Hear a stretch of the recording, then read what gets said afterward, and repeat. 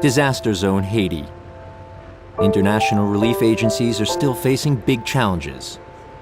Here, 30 miles southeast of Port-au-Prince, Malteser International aid workers are working under intense pressure to set up a health center.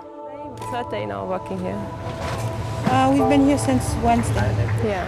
Leogane was very close to the epicenter of the earthquake, and it has really been destroyed, I would say, to almost 90% or more than 90%.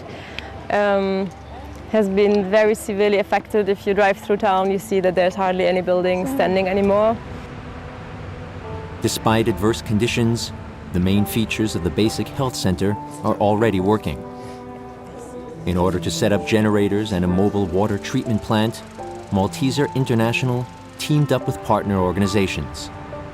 In the meantime, many patients turn to the center's nurses and doctors each day. The experienced physicians focus on the after-treatment of quake survivors. Before international aid began to take effect, many fractures were poorly treated, some totally neglected. Many patients have suffered from infected wounds. All this now needs to be tackled in a race against time.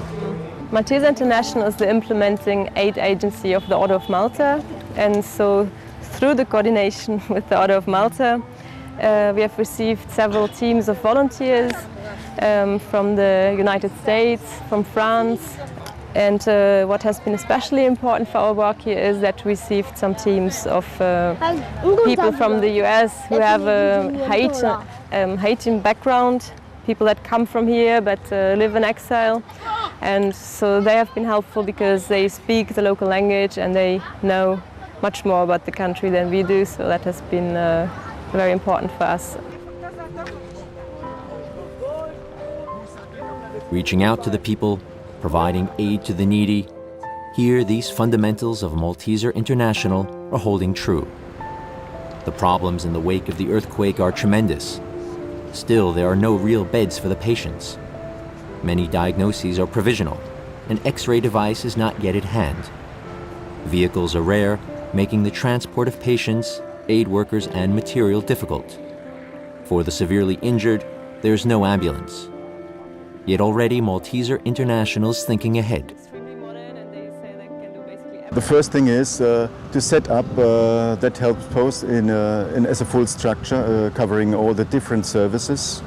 In the longer term, change that post in a proper health center, of course with a little hospitalization facility, but also nationalizing it. Now the thing is run mainly by expats and for volunteer expats from Europe and from the Malteser International section from the US.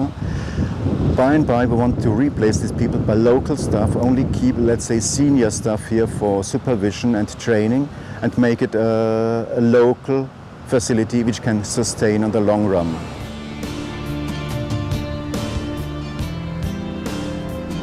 The extent of the disaster requires great perseverance and tenacity.